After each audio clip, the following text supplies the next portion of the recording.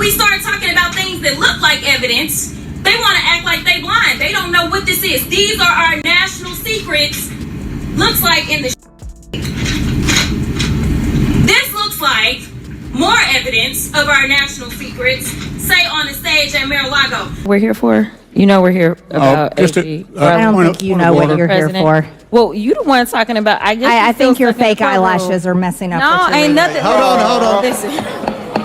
Order. Mr. Chairman. That's beneath even order. How dare you attack the physical appearance of another person? Are your feelings hurt? Her words down. Oh, girl, baby girl. Oh, really? Don't even play. Baby girl? I don't think we are going to move and we're going to take your words down. I second that motion. If someone on this committee then starts talking about somebody's bleach blonde, bad built butch body, that would not be engaging in personalities, correct? What now? You know how I talk about that triumvirate in the black community. How you have the church plant pastors, you have the black civic organizations like the NAACP, you have the Prince Hall Freemasons, and you have the black Greek letter organizations. Then you have the athletes and entertainers, and then you have the media, academia, and politicians. How they all conspire to keep black people in a permanent state of victimhood.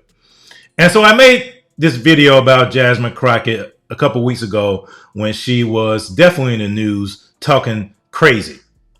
And she's been talking crazier since then. She talked about the governor of Texas, talking about Hot Wheels and all kind of crazy stuff. I mean, you had her saying this about illegal immigrants. To be clear, undocumented folk contribute approximately $100 billion in taxes.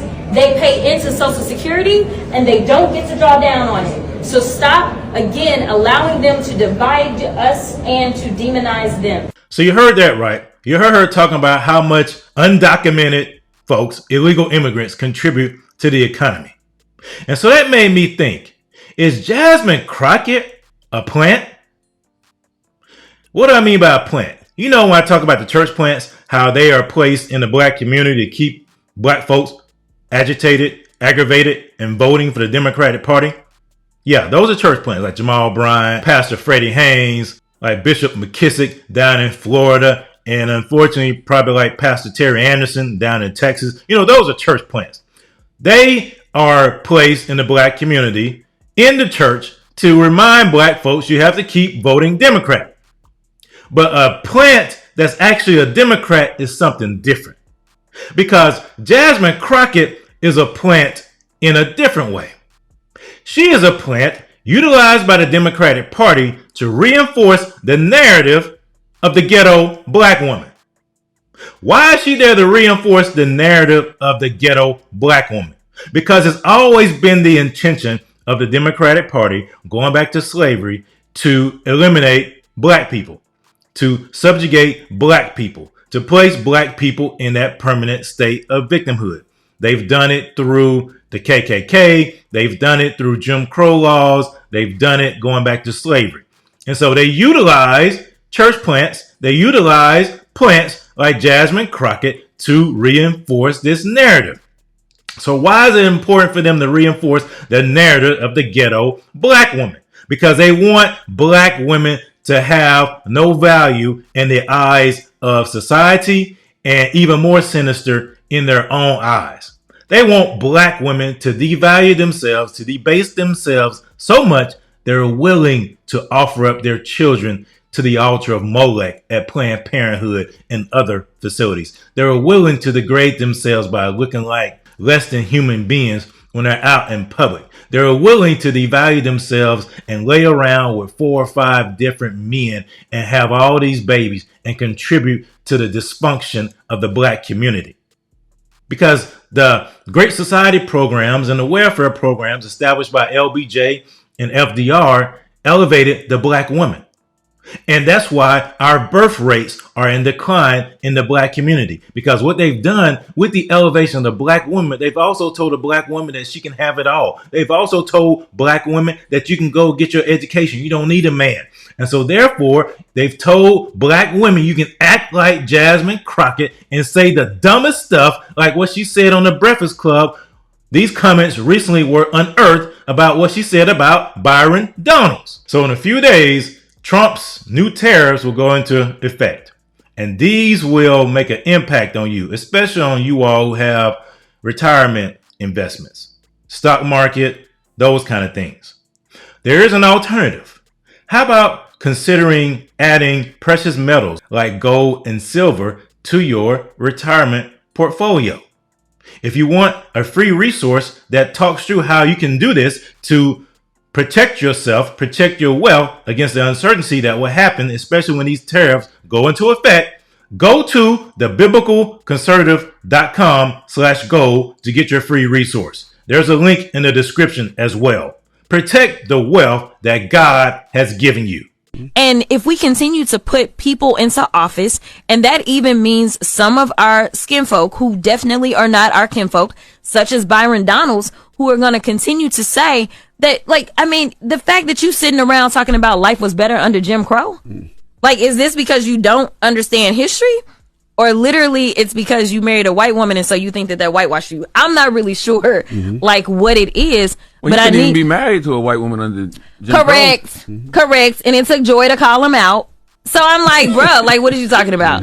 Like, what are you saying? Like, he just out here, you know, I feel like they give him his talking points and he's like, yes, massa, I got it. And see, that's what I mean.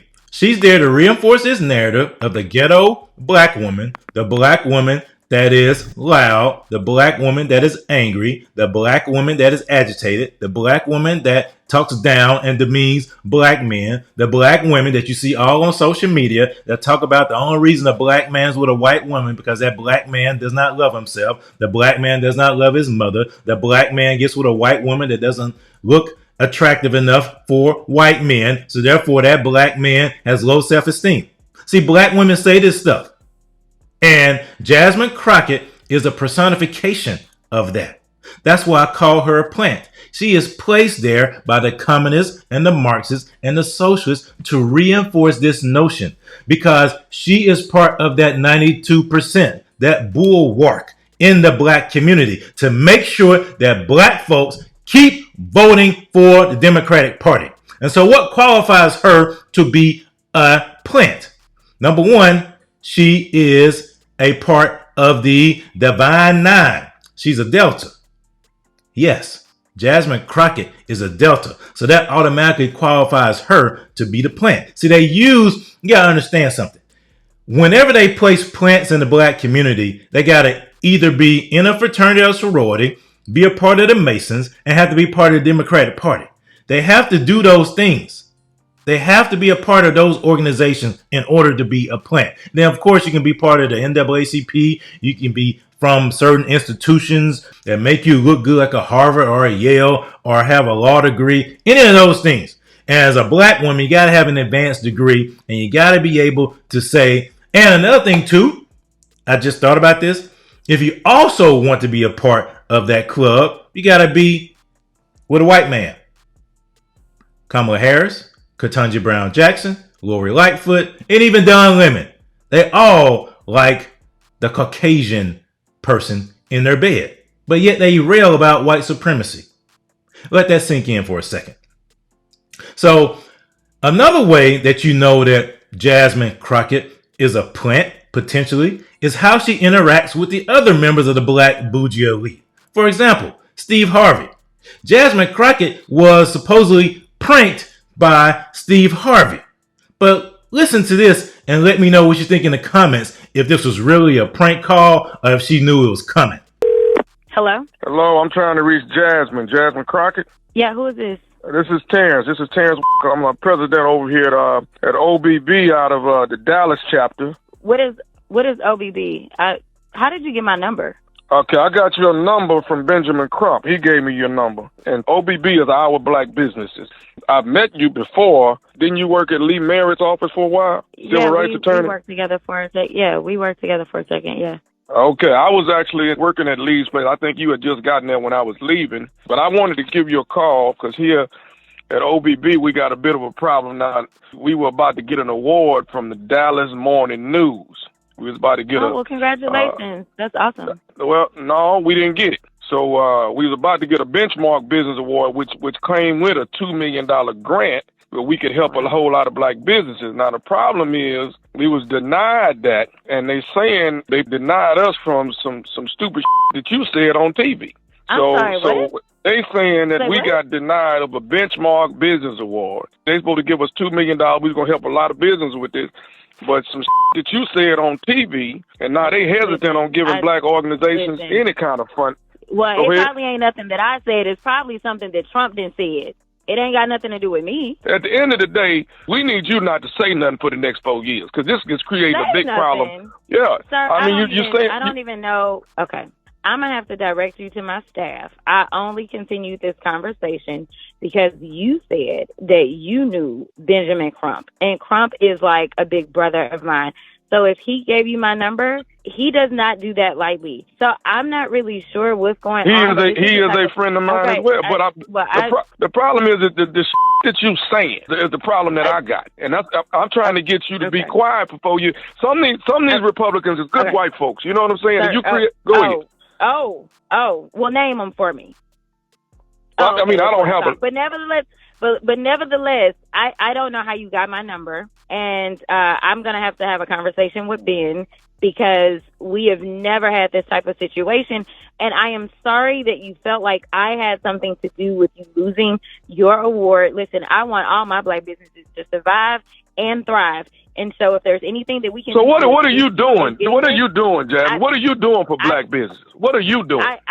Listen, I do a ton. If you are familiar with the leadership under Pete Buttigieg with the Department of Transportation, the things that we did was we tried to insulate black businesses from an incoming crazy regime like the one that we've had, to make sure that they could still get those contracts to be able to go out and work on these big infrastructure projects and things like that. And I honestly have a great relationship with the black businesses in my community. I'm surprised that I've never met you. I work with the Black Chamber of Business, and we always do events together. And I would love to bring you and your organization into the fold. But I gotta go. But you can call my office, and my staff can help you. So you ain't got time for black people. You ain't got time to talk to me. No, you got to go. You got to run. I always have time. But this is getting a little bit more hostile than I typically like to deal with, because if you've seen me, I know how to pop off, and I don't want to pop off because I understand your frustration. You're talking about losing $2 million. So I get it, but I would rather be productive and figure out how we can get that money back for you. I know people at Dallas Morning News, and so hopefully I can assist you with that, but I can assure you that that money doesn't have anything to do with me and anything that I've said. They saying this is behind some shit you definitely said. You said some shit on TV, and this is the reason why they holding back on giving us the grant for my organization. Okay.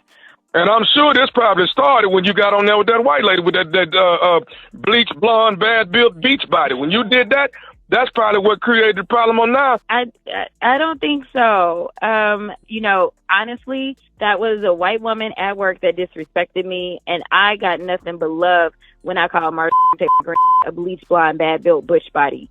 So if it offended you, I don't know if you blonde or bleach or bad built. I don't know. But I will say that a lot of people were happy that I stood up to a bully. In the same way you and your organization are being bullied out of y'all's money, I am going to absolutely make sure that I fight those bullies back on your behalf. So you should just take from that moment and recognize that I cannot be pushed around by anybody.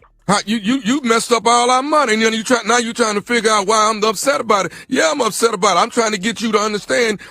But really, honestly, for the next 4 years, we need you to sit down and be quiet. Sir, that's what we really need you to do. Sir, like, I mean, I don't want to fight. It sounds like you want to fight, but listen, as a public servant, I am really trying to serve the people. So just tell me how it is that I can help you instead of fighting with me. What we need to do is focus on how we're going to get you your money, and I am committed to that. Well, can I tell you one more thing before you go? Absolutely, sir. I'm listening.